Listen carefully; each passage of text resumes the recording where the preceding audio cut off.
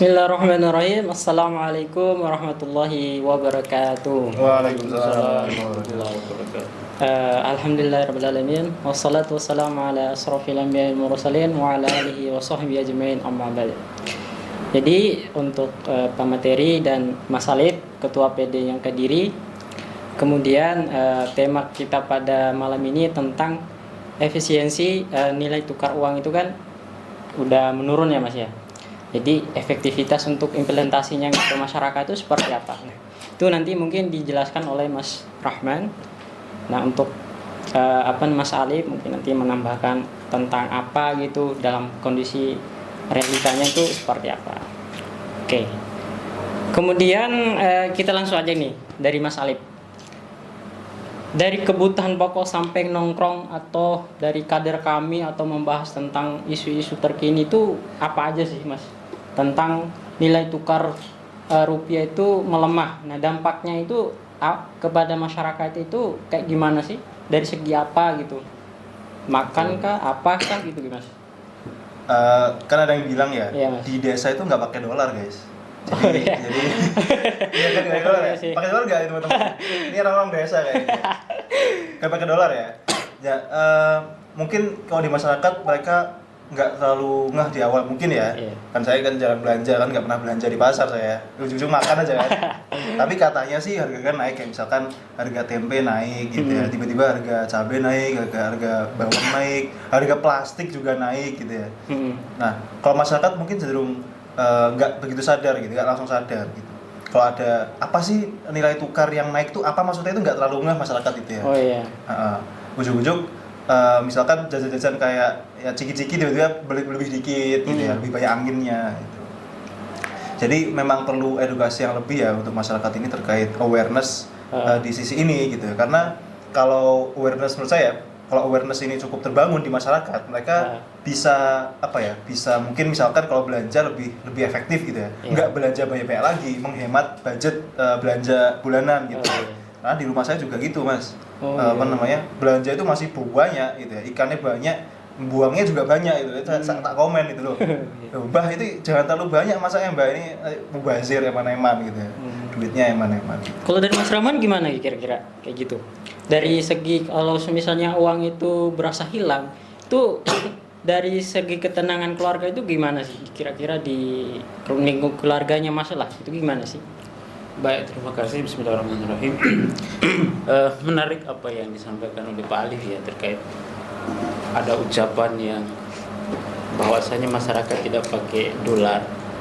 Itu menarik kalau kita kaji dari sisi ekonomi global. Saya ingin mengutip satu pernyataan seorang akademisi asal Amerika Serikat juga, dia seorang mualaf tahun 2004 namanya Dr. Umar Said. Menarik kata-katanya. Nanti kita akan bahas sampai apa yang menjadi pertanyaan Mas Fardi tadi ya. Dia bilang begini, memperdaya banyak kaum dengan tujuan mengeksploitasi mereka, memperbudak mereka, mencegah bahkan menghentikan kemajuan mereka, itu merupakan kejahatan black magic, kata Dr. Umar Said. Termasuk MBG berarti? Nah, nanti kita bedah satu-satu. Pertanyaannya, apa yang dimaksud dengan black magic? Ketok magic. Ya, black magic.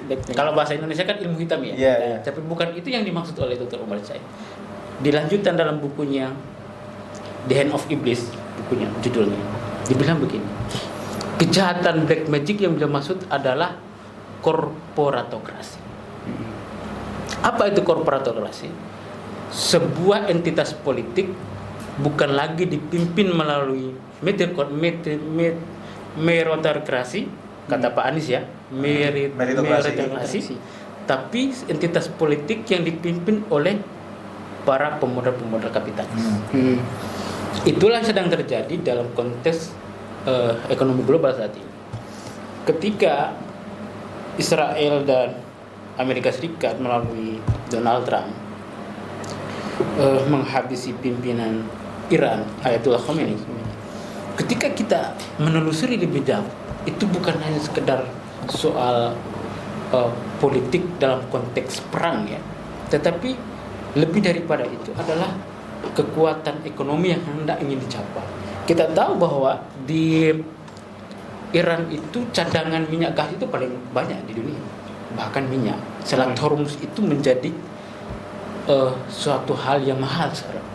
Karena dengan itulah yang kemudian apa yang disampaikan Ma'arif tadi, dolar itu sampai kok tidak mempengaruhi masyarakat, itu logika yang nggak masuk, nggak bisa diterima itu. Apapun yang terjadi, kenaikan harga yang disampaikan tempe, beras, minyak goreng dan lain sebagainya, itu tidak lepas daripada Selat Hormuz. Tidak lepas dari Selat Hormuz, itu berarti tidak lepas dari namanya dolar. Karena memang mau tidak mau, kita akui bahwa yang memimpin ekonomi dunia saat ini adalah Amerika dengan dolarnya itu. Itu kita bisa pungkiri itu. Kenapa? Karena memang ekonomi sekarang dipegang oleh Amerika. Oleh karena itu, Selat Hormuz itulah menjadi titik awal sehingga kemudian impor, ekspor itu menjadi mahal. Kita tahu berapa banyak barel yang diimpor oleh Indonesia di luar negeri terhadap migas kan. Minyak kita itu kan banyak sekali diimpor di luar negeri. Dan dengan kasus itulah yang kemudian bahan bakar kita juga naik, pertama naik kan gitu. Oleh karena itu kan membuat semua lini produksi kita akan mengalami kenaikan. Itu sudah otomatis. Tempe pasti akan naik. Karena produksi tempe membutuhkan bahan bakar kan gitu. Enggak mungkin tempe simpan di gudang terus sendiri jadi, itu enggak mungkin. Oleh karena itu betul bahwasanya pengaruh global ekonomi, pengaruh dolar itu sangat mempengaruhi pendapatan per kapita setiap manusia. Pendapatan per kapita kita berapa sih? Kalau menurut acuan PBB atau bukan IMF ya, ekonomi dunia, orang itu dikatakan sejahtera ketika pendapatan per kapitanya per orangnya itu lebih daripada 5 US dollar. Kita sekarang berapa? Di bawah 5 US dollar. Di bawah 5 US dollar kalau diakumulasikan dalam rupiah sekarang itu di angka 6 juta. Berapa banyak anak bangsa kita gajinya satu bulan itu 6 juta. Itu kalau kita buka aja data BPS, itu cuma berapa persen dari sekian ratus juta manusia. Artinya bahwa kita itu masih di bawah garis kemiskinan dari segi ekonomi. Oleh karena itu tadi pertanyaannya tadi apa poinnya? Biar saya jelaskan. Poinnya itu dampak dalam keluarga kita dalam menghadapi finansial nilai tukar tambah di keluarga kita tuh kayak gimana sih? Saya kalau bawa uang 100.000 beli minyak goreng sama beras itu cuma berapa liter sama berapa kilo doang. Dulu 100.000 itu kita bisa beli minyak goreng, beras, beli mie dan sebagainya, banyak lah yang kita. 5.000 dapat bakso ya. Iya, dapat bakso. Sekarang 5.000 mau beli apa gitu? Iya. Jadi memang betul bahwasanya kondisi ekonomi kita dengan nilai tukar rupiah yang menyentuh 17 bahkan 18 ya, itu sangat-sangat mempengaruhi kesejahteraan kita sebagai individu, bahkan di dalam kondisi rumah tangga sekalipun. Nah ini menarik nih. Kalau dari pandangan Mas Alif sendiri itu gimana kira-kira? Kan pekerja juga ya, pekerja itu gimana kira-kira dari Mas Alif tuh? Nah ini mungkin saya pemantik ya. Coba mungkin kita diskusi apakah emang standarnya IMF sama standarnya di kita ini beda gitu. Kan UMR kan sudah dirumuskan ya mestinya ya. Betul. UMR itu standar minimalnya pendapatan di daerah gitu ya. UMK lah, UMK ya. Kita UMK gitu. Tapi kok rasanya UMK ini emang sangat mencekik gitu ya. Kita itu UMK itu nggak bisa menabung lagi kan rasa-rasanya ya. Udah kebutuhan pokok, listrik, rumah macam-macam, makan ya. Itu kita nggak bisa, rasanya nggak bisa nabung lagi gitu. Tapi ternyata di IMF itu standarnya 6 juta tadi ya. Per bulan 6 juta itu udah ngalahin UMR Jakarta itu ya. Jakarta aja 5 juta ya. Itu udah di atas UMR Jakarta gitu. Nah itu kenapa kok, ini pertanyaannya kenapa kok standarnya bisa beda gitu. Kok di sana 6 juta bilangnya, di kita 2,5 misalkan gitu ya. Nah, itu apa ya? Oke, ke aku ya? Oh ya, siap. Jadi santai aja Mas. Oke, siap. Jadi memang ada problem secara struktural di bangsa kita ini. Juga ada problem secara ideologi menurut pandangan saya. Dan yang menyebabkan itu bisa terjadi itu berawal daripada problem ideologi itu sendiri. Apa problem ideologinya? Ketua Partai Nasdem Pak Surya Paloh itu pernah mengatakan secara terang dan jelas dan tanpa ragu-ragu mengatakan bahwasanya kita sekarang ini Indonesia adalah menganut ekonomi kapitalis. Ya. Ekonomi kapitalis. Standar ekonomi kapitalis itu apa sih? Kalau kita mau diskusi mau lebih dalam soal kapitalis, dia itu bukan hanya sekedar pengaturan soal ekonomi, tapi lebih daripada itu, ideologi ekonomi. Ideologi ekonomi kapitalis mengatakan bahwasanya rauklah keuntungan sebesar-besarnya selama kamu itu punya modal. Itu dasar ekonomi kapitalis.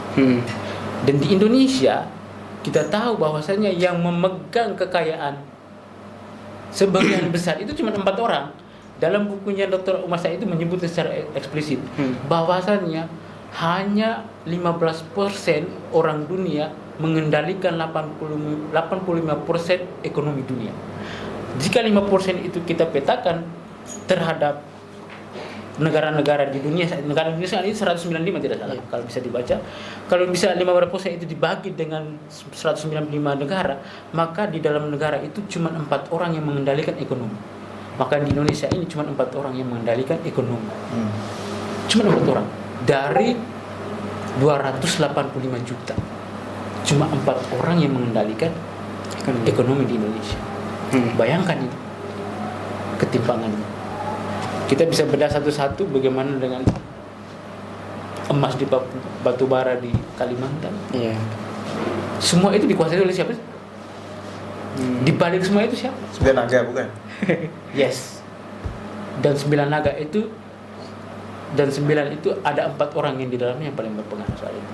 Ya kita nggak bisa ngomong secara terbuka ya karena menjaga kode etik juga ya. Betul. Tapi saya pikir itu sebuah hal yang bisa kita cari secara mandiri, siapa sih orang-orang di balik semua. Oleh karena itu, apa pengaruhnya? Kok kenapa berbeda? Nah, standar kapitalis itu begitu. Awal kapitalis itu kan begitu kan? Kenapa sampai timbulnya komunisme kan seperti itu? Dia itu hendak menjadikan buruh itu sebagai apa? Pekerja rodi. Hanya pekerja doang. Dia ingin mau mengeruk semua potensi pada orang untuk memenuhi keinginannya, menjadi dirinya lebih kuasa. Disitulah kelas-kelas ekonomi itu terjadi. Disitulah timbulnya komunisme itu kan gara-gara gitu. Nah, standar gaji itu mirip-mirip mengikuti jejak-jejak kapitalis seperti itu. Gaji kita 5 juta itu sudah diakumulasi, Mas. Ini per bulannya makannya sehari berapa? Transportasinya berapa? Itu semua dirinci itu berdasarkan indeks apa? Indeks kebutuhan konsumen. Jadi gaji itu diukur berdasarkan indeks kebutuhan konsumen. Kebutuhan kita satu bulan itu berapa? Misalkan 6 juta ya dikasih 6 juta. Dan itu nggak cukup untuk bisa nabung. Itu pikiran siapa? Kapitalis sejak awal seperti itu dia. Ingin mengambil manfaat sebanyak-banyaknya dari individu-individu manusia dengan mengangkat dirinya, kekuatannya, modalnya sebesar-besarnya tanpa memperhatikan kesejahteraan yang sesungguhnya. Kesejahteraan itu bukan soal itu aja. Kesejahteraan juga banyak, Mas. Dari segi pendidikan, ekonomi, itu kan kita bicara di sana kan begitu ya. Pendidikan, ekonomi, terus kesehatan, itu kan semua. Mana ada 6 juta itu kita bisa bayar rumah sakit kalau memang ginjal kita itu terganggu.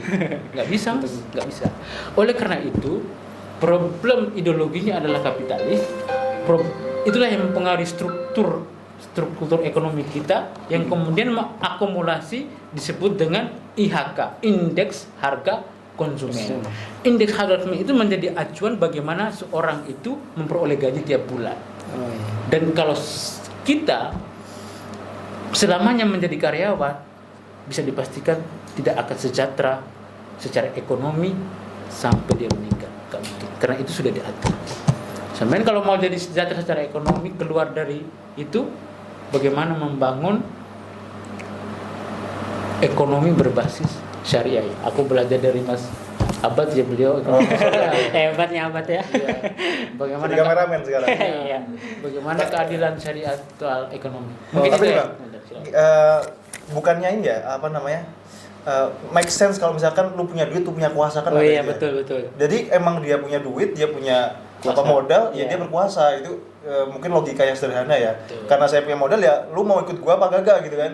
Kalau mau ikut gua ya ikut aturan gua. Nah, itu akhirnya kan begitu kan. Nah, bukankah emang kapitalisme ini ya cukup make sense sebetulnya kan? Dia kayak udah duit, dia wajar kalau dia suka-suka dia gitu loh. Iya. Yes. Betul.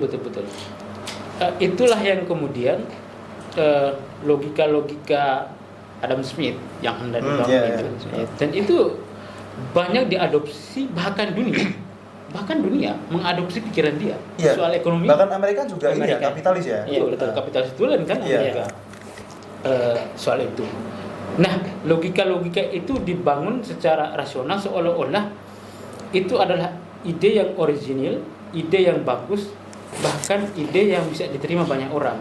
Bahkan terbukti sampai sekarang kapitalis berjaya itu karena ide itu kan. Coba kita ngambil sedikit pikiran komunis. Kenapa dia menentang kapitalis? Bukan pada soal bagaimana modal itu hendak diakumulasi pada satu orang, tapi bahwa keadilan sosial itu mau dicapai. Iya, betul. Disitulah titik di mana komunis itu bereaksi. Yang ingin menghapus kelas ya itu ya. Yes. Ya, betul. Di satu sisi kita merasa adil secara ekonomi karena saya bekerja keras, saya berhak untuk memperoleh modal yang segini. Tapi di sisi kacamata sosial itu akan menimbulkan apa? Kelas sosial. Ada orang yang semiskin-miskinnya, ada orang yang sekaya-kayanya. Gitu. Ya kan? Yang miskin ini akan tetap miskin selama-lamanya dan kaya ini akan tetap sekaya selama-lamanya. Dalilnya apa? Aku punya kuasa modal kok. Iya. Iya kan? Iya. Aku punya kuasa modal, you mau apa gitu? Kekuasaan modal itu ada pada saya. Maka you pantas menjadi buruh, you pantas menjadi pekerja, you pantas menjadi budak pekerja selama-lamanya. Disitulah letak ketidakadilan kapitalis. Secara konteks sosial ekonomi cacat, secara konteks kemanusiaan lebih brutal. Kalau kita bedah dari sisi Islam ya itu sangat-sangat brutal. Bagaimana Donald Trump itu bisa mencaplok Venezuela gara-gara soal itu? Iya, betul. Pikiran Donald Trump itu siapa sih dia? Pengusaha itu. Iya, betul, pengusaha. Dia itu pengusaha. Kenapa Venezuela pemimpinnya itu bisa dicaplok? Karena cadangan minyak itu banyak di sana. Kalau dia nggak ambil, Cina ambil ya selesai dia.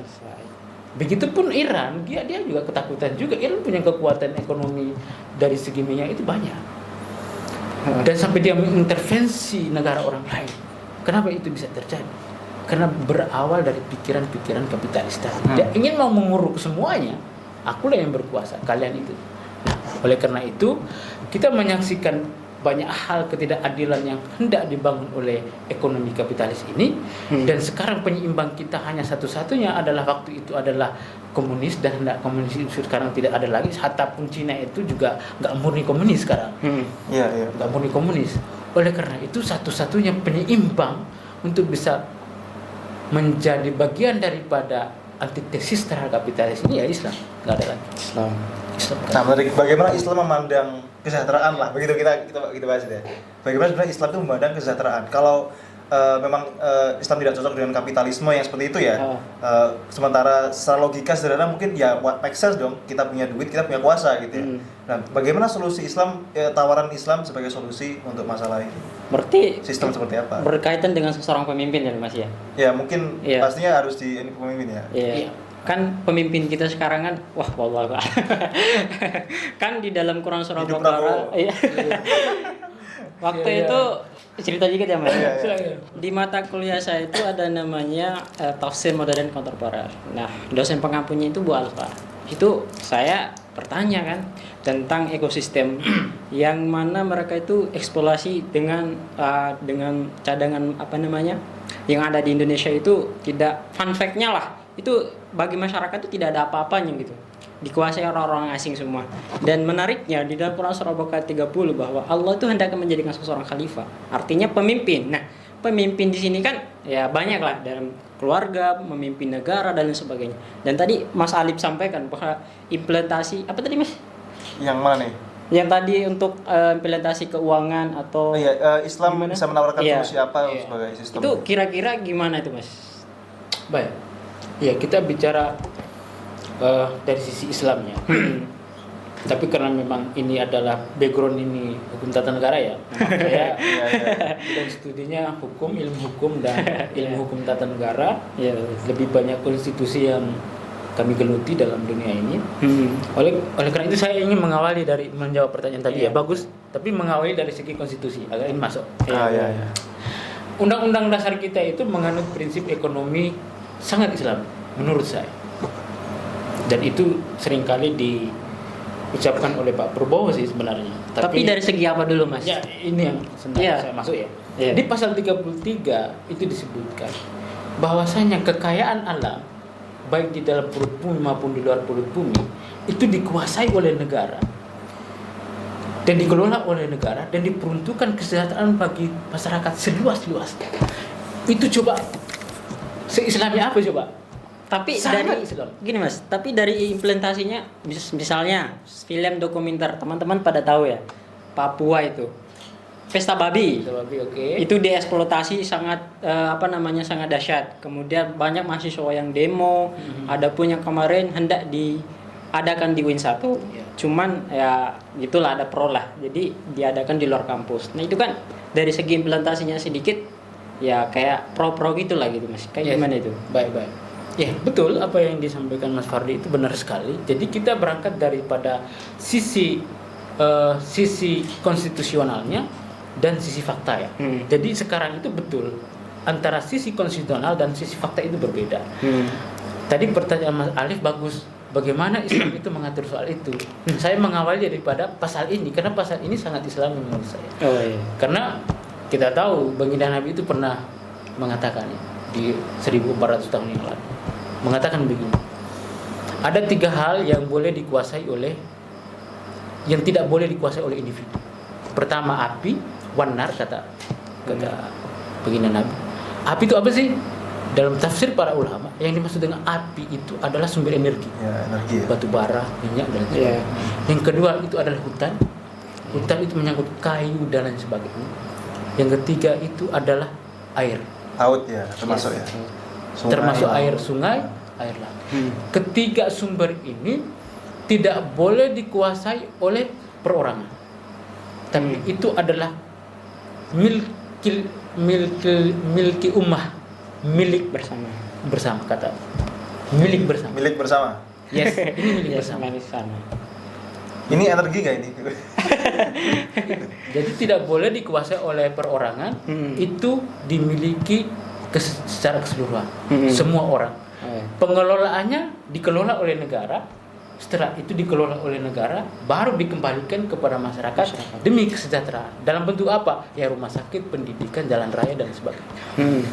Itu pasal yang sangat konstitusional, pasal yang sangat Islami, pasal 33 Undang-Undang Dasar 1945 ayat 3. Bahwasanya bumi serta apa yang ada di dalamnya itu dikelola oleh negara, diperuntukkan untuk kesejahteraan masyarakat.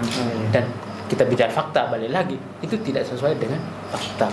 Oleh karena itu Pak Prabowo juga pernah bilang begitu, kita harus kembali kepada pasal 33 itu. Coba nanti lihat videonya. Tapi secara kenyataannya itu tidak terjadi. Oleh karena itu, bagaimana Islam ini mengatur semua? Tadi Mas Alif, ada kepemilikan umum Islam ini, ada kepemilikan individu. Kepemilikan umum itu tidak boleh dikuasai oleh korporat, tidak dikuasai oleh individu, yang mana hari ini oleh kapitalis semua itu ditabrakan, semua itu diambil alih oleh kapitalis. Sedangkan kepemilikan individu itu Islam itu membebaskan kita. Mau punya bisnis silakan, mau bisnis apa, bisnis tempe silakan, mau bisnis apa, tahu silakan berbisnis. Karena itu adalah boleh dimiliki oleh secara individu. Bisa. Tapi kepemilikan umum itu tidak boleh dikuasai oleh orang. Berarti memang dalam Islam itu mengatur bahwa sumber-sumber daya alam atau mungkin ada yang ada di hulu gitu ya. Di hulu itu harus dikelola oleh negara baiknya. Betul, ya, bukan oleh private, oleh swasta gitu ya. Berarti mungkin konsep kan Pancasila itu intisarinya kan dari Islam ya katanya ya, begitu ya. Pancasila. Berarti kan harusnya ekonomi Pancasila itu seperti Islam ya. Berarti konsep BUMN itu udah oke itu sebenarnya. Itu gimana? Oke. Karena gini Bang, seringkali ya ini mohon maaf ya pemerintah ya, tapi memang kalau misalkan kita bandingkan BLK misalkan ya BLK atau di balai-balai diklatnya pemerintah dibandingkan dengan hotel, itu jauh lebih terurus hotel, guys. Serius, gak bohong. Kemarin saya ke Jakarta, Bang. Ke Jakarta itu sama Serang sih, habis itu Serang kita ada acara namanya Rapimnas, Rapat Internasional kami. Itu kita diinapkan di apa waktu itu? BPPP atau apa lupa saya itu. BLK lah, BPSDM punyanya Pemprov Banten ya. Itu Banten yang kemarin itu ya. Banten. Itu mohon maaf itu apa fasilitasnya banyak yang perlu diperbaiki sebetulnya.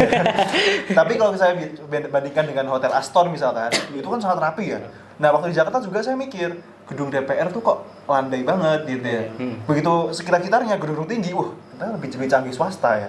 Jangan-jangan mungkin karena emang swasta money oriented gitu ya, profit oriented, mereka lebih kerja keras gitu ya. Nah, maksud saya kalau memang dalam Islam itu menganjurkan ya mungkin atau bahkan memerintahkan ekonomi yang sifatnya pokok tadi sumber daya alam itu dikelola oleh negara, gimana kalau negaranya nyun sewu kurang baik dalam mengelola itu? Iya, betul. Kan bahaya juga itu. Berarti dari segi implementasinya ya. Betul. Ya. Betul. Kalau kita mau menelusuri jejak-jejak pikiran para pendiri bangsa ya, terutama Hatta ya. Karena konsep ekonomi Indonesia itu lebih banyak dipengaruhi oleh pikiran Hatta sebenarnya. Soekarno tapi lebih kepada ya keadilan beliau ya dengan nasakumnya itu ya. Tapi kalau soal ekonomi itu lebih dipengaruhi oleh Hatta, yang mana Hatta itu menempatkan ekonomi di Indonesia itu secara gotong royong yang diterjemahkan sebagai koperasi. Hidup Kopdes. Enggak, sekarang kan ada koperasi daftar. desa ya, koperasi merah putih ya. Itu menurut saya bagian daripada implementasi ataupun tindak lanjut dari pikiran Hatta sebenarnya. Dan kenapa BUMN sekarang itu apakah sudah mewakili soal itu dalam konteks pengelolaan ekonomi ya? Memang betul namanya badan usaha milik negara ya, bagus ya. Oke. Bagaimana Islam memposisikan soal itu? Apakah ini sudah sesuai dengan Islam karena memang ada BUMN-nya gitu yang dijual? Iya, dari sisi regulasi aturannya memang Indonesia itu punya BUMN, badan usaha milik negara. Tapi kalau kita dalami lebih lanjut, BUMN itu ngurusin apa aja sih? Pertamina, minyak ya.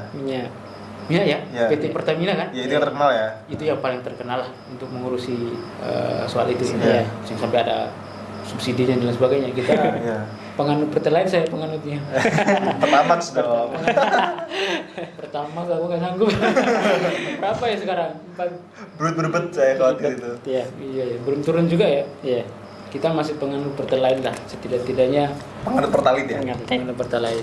Bagus ada subsidi ya dari pemerintah.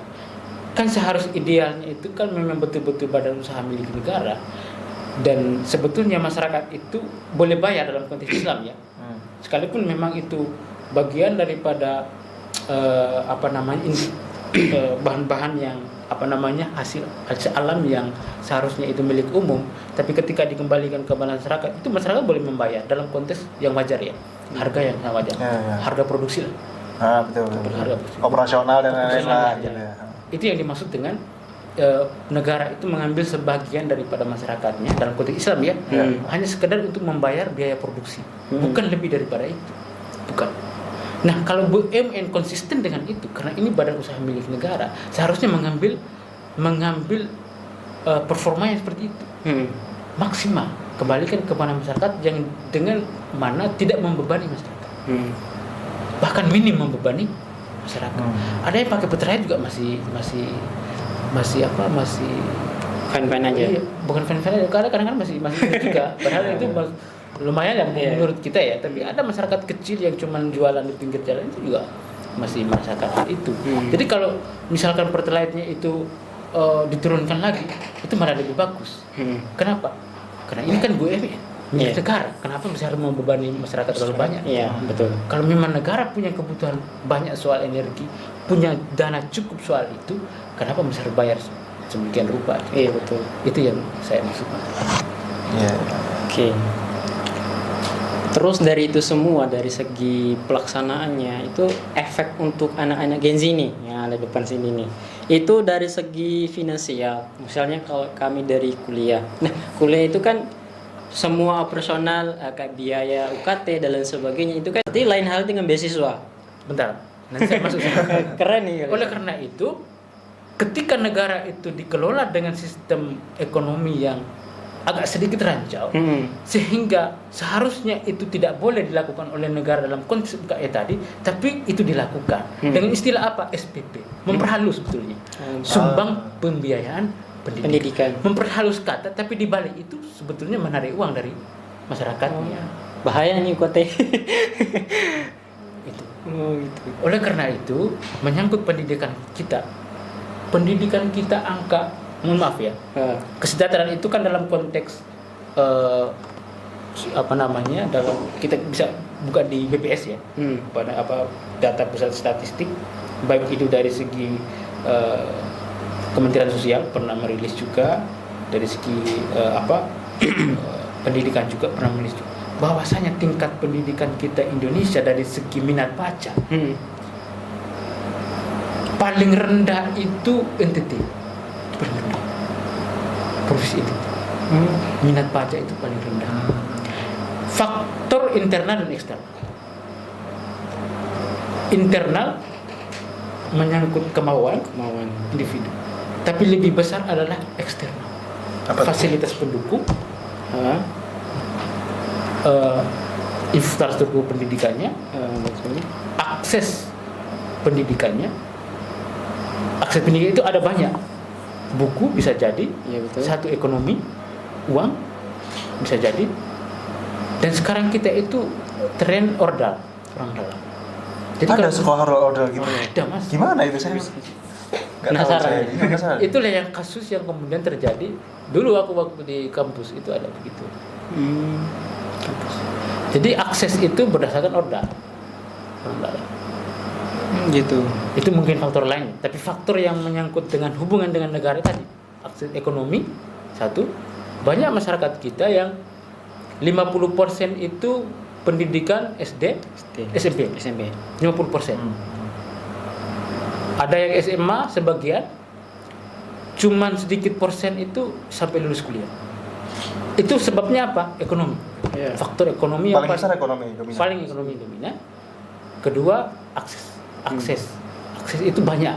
Infrastruktur juga, jalan dan lain sebagainya. Orang itu kan sekolah kalau nggak ada jalan keluar gimana, Pak? Saya nggak tahu nih, di NTT sesusah apa sih pergi ke sekolah? Apakah lewat lewat sungai, Pak? Sungai gitu ya? Iya. Kalau zamannya ini udah kayak setapak ya Mas Setapak, ya. Kita kan perang dulu gitu kan? Setapak. Harus ngelewatin becek-becek gitu. Oh gitu ya? Iya. Jadi gitu, Mas. Jadi dalam konteks ini kenapa akses pendidikan kita itu semakin mahal dan kemudian faktor-faktor ekonomi lain yang kemudian mengharuskan mahasiswa itu harus ngirit uang sakunya dan lain sebagainya, tidak lebih bahwasanya itu juga bagian daripada dampak dampak struktural, juga dampak ekonomi global juga yang kita jelaskan tadi. Oke, baik. Kalau untuk dampak ekonomi kan di Indonesia kan lagi krisis kan Mas ya, dari anggaran APBN dan lain sebagainya. Nah, dari satu sisi ini program MBG itu terus berjalan. Kemudian Undang-Undang Perlindungan Anak itu dijadikan bahan adu argumen berkaitan dengan mahasiswa yang demo kemarin. Kemudian pemerintah membalas dengan menurunkan anak-anak untuk demo. Itu kira-kira gimana? Undang-Undang Perlindungan Anak itu kan perlu dipertanggungjawabkan. Dan seharusnya anak-anak itu kan dididik tidak masih usia 9 tahun kan, itu belum terlalu dini lah untuk masuk di dunia politik kayak gitu. Kira-kira dari Mas berdua ini gimana? Mungkin saya nambahin dikit ya. Iya, boleh. Jadi kan fenomena lucu itu kan begitu MBG di stop gara-gara emang liburan. Iya. Yang teriak-teriak itu yang kelaparan tuh malah SPPG-nya gitu, bukan murid-muridnya gitu. Itu lucu. Betul. Nah, maksudnya kan tadi kayaknya Mas Rohman ya, itu pro dengan KDMP kayaknya tadi ya. Hidup koperasi desa. Monggo teman-teman yang mau ikut tentara-tentaraan bisa segera mendaftar ke KDMP. Untuk MBG sendiri ya, menurut jenengan apakah emang itu sudah program yang bagus? Sebenarnya program bagus nih programnya, tapi tinggal pengelolaannya, atau emang mending nggak usah deh gitu? MBG itu. Iya. Ini kan bagus atau tidaknya ini kan kita harus lihat apa kebermanfaatan bagi masyarakat. Kan? Iya, betul. Dalam konteks kebijakan publik semua itu dilakukan tidak lain untuk demi kesehatan masyarakat. Itu kacamata kebijakan publik kan gitu. Apa sih manfaatnya untuk rakyat? Itu kan. Oleh karena itu kita ingin melihatnya ini betul-betul dampaknya itu bermanfaat apa enggak gitu ya. Dari segi ide aku setuju. Makanan bergizi gratis pula. Idenya doang. Gratis dari pajak tapi gratisnya. Iya, betul. Gratis gak itu tadi ya? Iya. Dari segi ide bagus menurut saya. Oh, idenya doang. Dari segi ide ya. Yang menjadi problem hari-hari ini adalah soal sasarannya, peruntukannya itu kayak gimana, ya kan? Dan bagaimana pengelolaan itu terjadi. Awal ide mengatakan ini bergizi untuk anak-anak ya, Nggak stunting. Berapa banyak stunting di Indonesia? Wah, nggak tahu, saya nggak pernah ngecek. Aku sempat buka-buka, stunting kita masih tinggi. Tinggi memang ya, betul ya. Iya, betul. Dari semenjak MBG itu program itu dijalankan, angka stunting itu hampir stabil. Berarti ada pengaruhnya sebetulnya. Ada pengaruhnya, tapi tidak signifikan. Oh, tidak signifikan. Tidak signifikan. Dan stunting itu kan seharusnya dikelola atau dilakukan itu bukan sejak anak-anak itu sekolah SD. Kan ini MBG kan sekolah SD ya? Iya, SD, SMP kan? SMP. Bahkan ada yang SMA, ada mau kuliah mau ini kuliah, mau nih kayaknya nih. Iya. Sementara problem stunting itu sejak bayi dalam kandungan. Iya, Itu betul. harus sudah diprotek.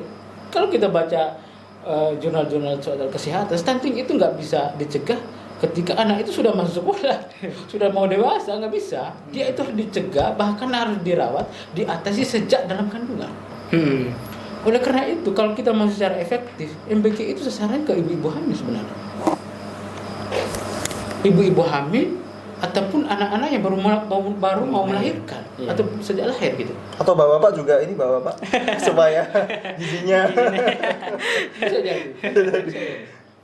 Tapi udah tepat loh berarti Bang. Soalnya banyak laporan ya di lapangan itu anak-anaknya nggak mau makan MBG-nya, yang makan ortunya akhirnya. Jadi tepat sasaran ya.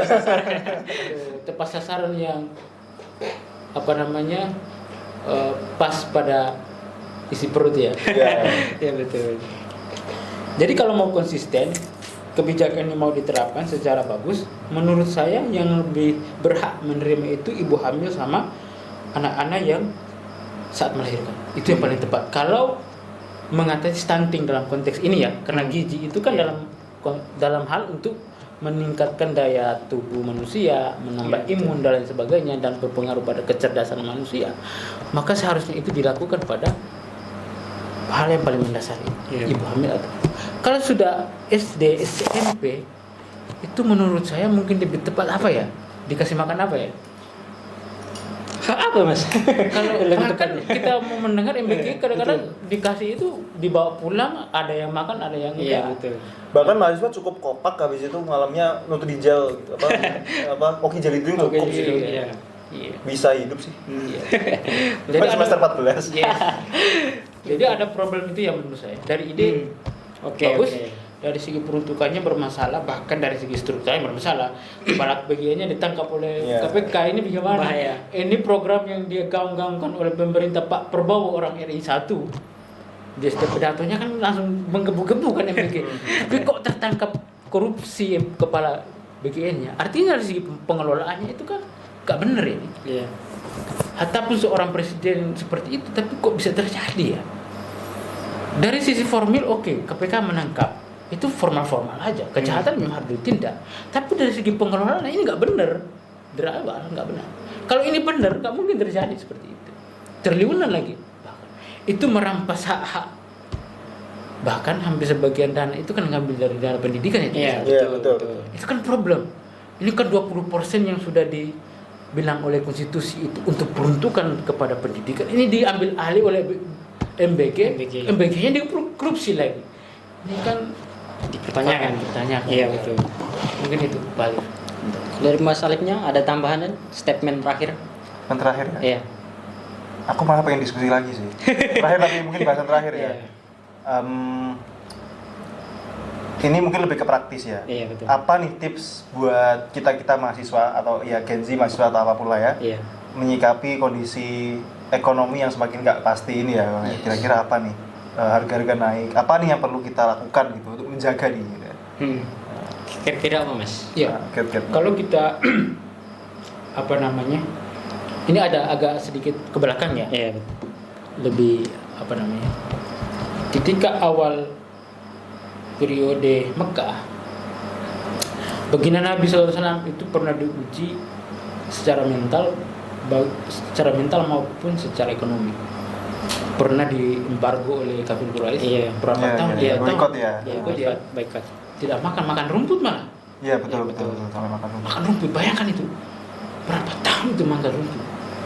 Itu kalau kita manusia dalam konteks sekarang seperti apa? Gelut. Iya. Langsung demo masih. Bayangkan itu. Iya, betul.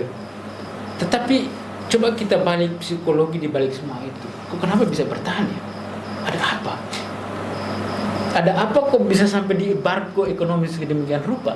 Kalau kita kayak konteks sekarang seperti kayak Iran ya, di embargo ekonominya Iya, ya. Iran betul. Nggak bisa jual minyak keluar negeri ke pasar internasional karena memang Amerika melarang itu. Iya. Tapi sekarang kayaknya udah mau dibuka ya, soalnya Iya. udah ada teken pemerintah baru ya. Tapi udah ditutup Bali. Itu balik ya. Ya, Wah, karena ya negara satu sebelah Israel Iya. udah mulai bombardir. Yes. Gitu ya. Kan Tapi gitu. kita ambil ibrah pelajaran dari Iran, dia tetap eksis sampai sekarang kan. Ya, Sekalipun ekonomi dunianya diembargo. Iya. Nah, ini mirip-mirip seperti pada zaman Nabi Nabi. Diembargo 3 tahun makan rumput, Pak.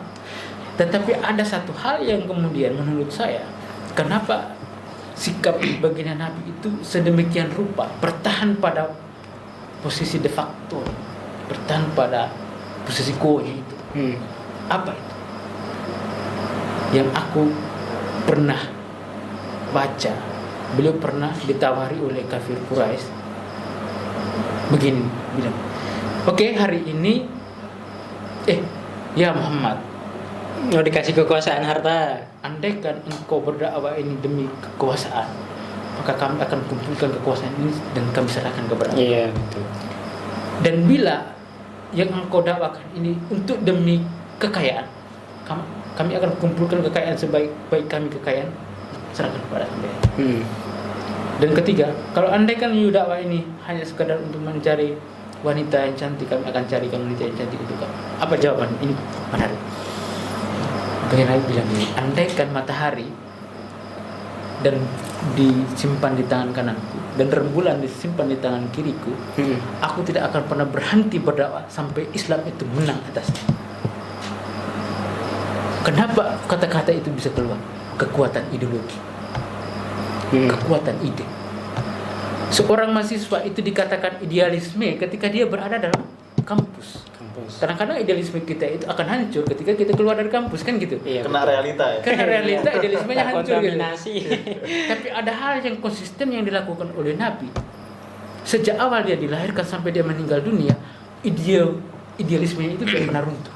Sampai ditawari kekuasaan pun dia tetap pada idealismenya. Sampai Islam itu menang atasnya. Ya kan? Sampai Romawi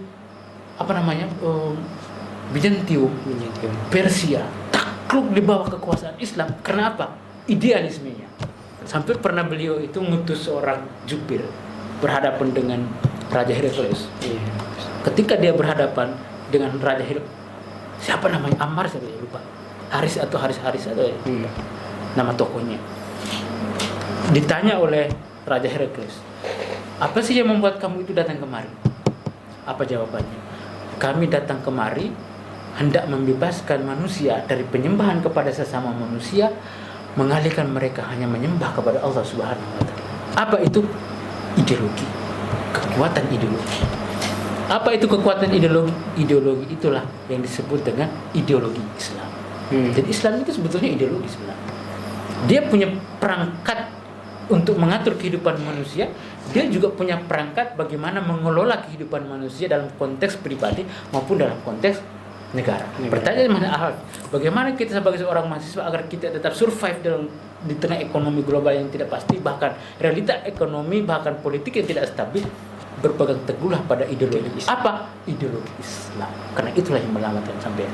Wah, keren. Wa ma khalaqtul jinna wal insa illa liya'budun. Tidak aku ciptakan jin dan manusia hanya beribadah kepada Allah Subhanahu wa taala. Ibadah kepada Allah itu adalah ideologi. Keren. Gitu. Mungkin dari teman-teman yang ada di sini nih lagi kerja, Mbak Linda, ayo bertanya. Oke, dari Mbak Siva Ketum nih. Wah. Mas Abat, ayo bertanya. Oke. Jadi untuk statement terakhir saya bahwa kepada penonton ya, karena ini live juga, bahwa tetaplah selalu menyuarakan aspirasi masyarakat di tengah geopolitik atau inflasi tukar uang yang memang notabene itu mengisyaratkan masyarakat di Indonesia kita sendiri, dan teruslah berbanyak bermunajat kepada Allah Subhanahu wa taala, dan semoga Indonesia ini terhindar dari kemiskinan lah, karena memang Indonesia kita ini udah dicap cemas lah, atau udah rambu-rambunya warna merah ya Mas ya. Padahal yang kemarin ya kalau nggak salah itu anak PMI atau kesatuan gabungan mahasiswa UIN 1 ya, Tulungagung ya, demo di DPR ya, gedung DPR ya, tentang menurunkan atau menghapus program MBG dan lain sebagainya. Jadi kita harus benar-benar dari segi implementasinya, terus kemudian selalu menjaga apa ya? Jaga pandangan. Oh, bukan.